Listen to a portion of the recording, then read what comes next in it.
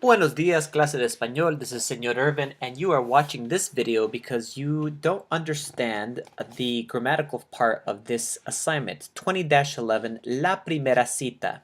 I've put in the instructions basically that when you create your pieces of advice, you need to use one of two different ways of giving advice. The first way, as far as the grammatical method is, using the verb es is, an adjetivo of some sort, which we have a ton of them in this capítulo and previous capítulos, and then some sort of infinitive of a verb.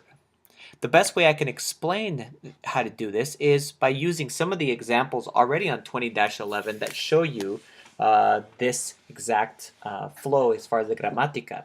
Let's look at the first one actually.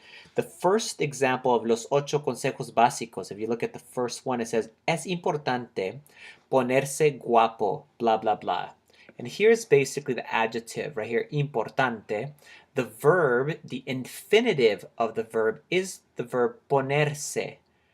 Poner or ponerse in this case is what we're using to be able to say like it's important to make yourself handsome, okay, or pretty. See? Let's look at another example of this kind of es adjetivo plus the infinitive of a verb. It looks like number 6 is also a good example. Number 6 says, es útil hablar. And so again, we have adjective, útil, which is useful.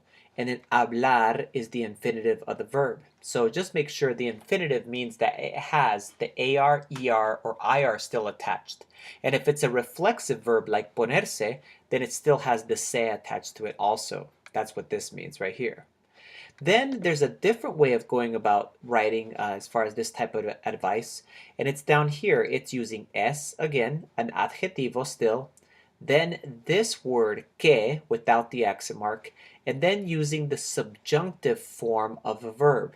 Like on number 3, it says, es aconsejable que lleve dinero suficiente. So it's advisable to make sure that you carry enough money with you. See?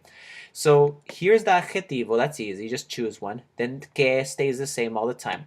Here is where the tricky comes in right here. This word lleve. Okay? And if you don't know this already, it comes from this verb right here, llevar.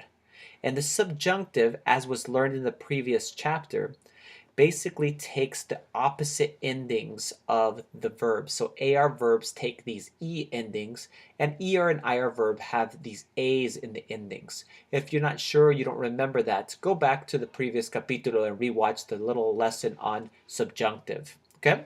Bueno, that is it. Adios hasta la vista. Complete the assignment.